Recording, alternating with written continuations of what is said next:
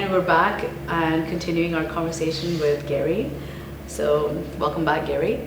Wanted to briefly talk about loss and the loss of a child and how families can cope with that. I know it's a big one. You know, the person in me thinks, how do you ever manage that? I haven't had the experience. I wouldn't wish it on anyone. But there are members of any community who have to cope with the loss of a child. It's not uncommon for the grief to be so severe that it breaks apart families. If you are experiencing the loss of a child, we do truly want you to consider speaking with a counselor. Some losses are just so severe that to think that we're going to manage them on our own isn't realistic. We need supports in place. And especially, you know, community members with the best of intentions don't have the tools. It's like me calling on you, a friend, to come and help me build a house. Oh yeah, and you have yeah, forget that. No expertise. Forget that, right? exactly. So, and it's not about knowing what to say or not say. Sometimes being with a counselor, it's about being in a safe emotional space where the person experiencing the loss can comfortably just experience their grief. And so we want to provide, you know, our language, a safe holding space to allow that person to feel and mourn. If you are a friend of this person or an extended kin, don't worry about talking the person out of or seeking to cheer them up. They should be in pain. That pain is respectful of their lost one.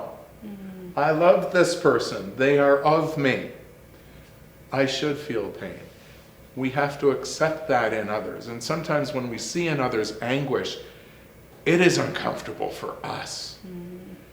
And so we have to find a way to be comfortable for them, to provide that emotional safety, that place where they can own their loss and their anguish. There are other losses when it comes to children. It could be illness. It could be accident where the child is still with us.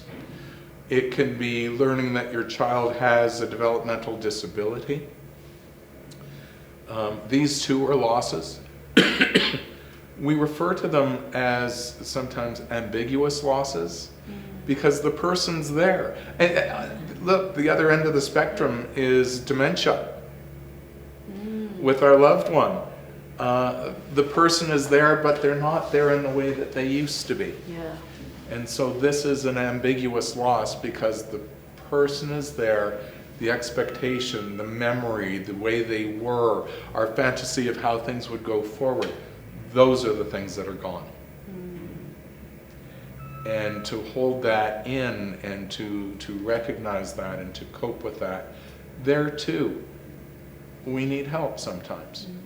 We need to reach out. And it, you know, man, wife, gender neutral perspective, however you identify, quite frankly, we're all born human first. Period. And we all need support. And these are particular times in our lives where that support becomes more important. And it's also a time in our life where it may be more difficult to reach out. So again, if you are a friend, if you are a loved one, you know, some of the things that we can do to help on that friendly basis is to check in, is to offer to go with. I recently went with a friend to their physician as they were coping with their personal problems. I felt that without my making the overture saying, let me go with you, the person wouldn't have access services. So these are ways that we as a community can be there to support. We have to realize that There's an acute phase of loss and then a less acute phase, and we have to be there for the less acute phase as well. You know, after the funeral, after the mourning, after the rites of passage have been gone through,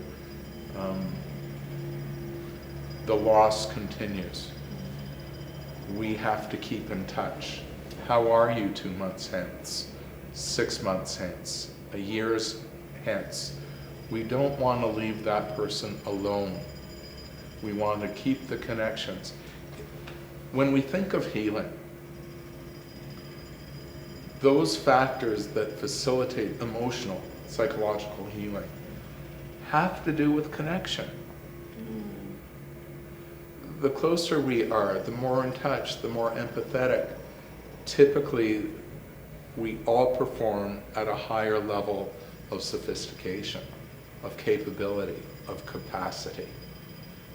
So keep those connections.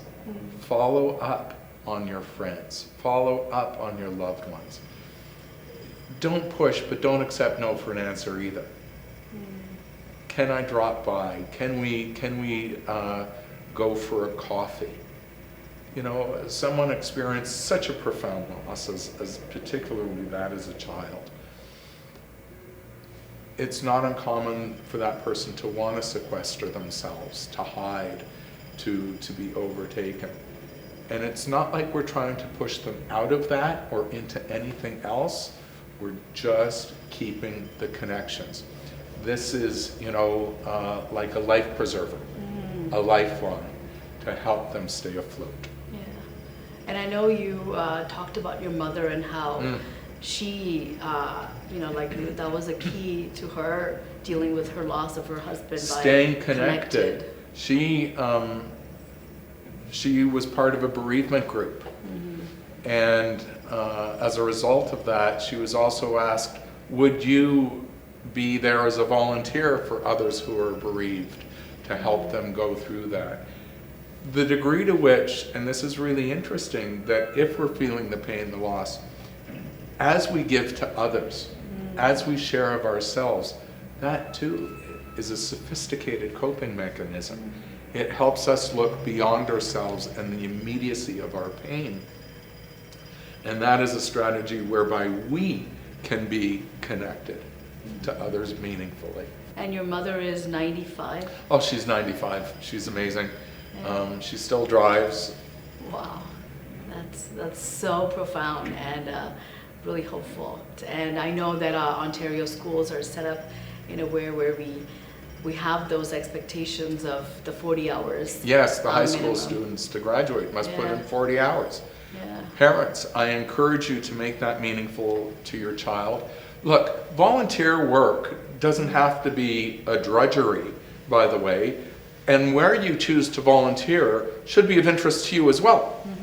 So if your child in high school is looking to volunteer for something that the child absolutely hates, that's not a good experience. Yeah. That's not learning about altruism.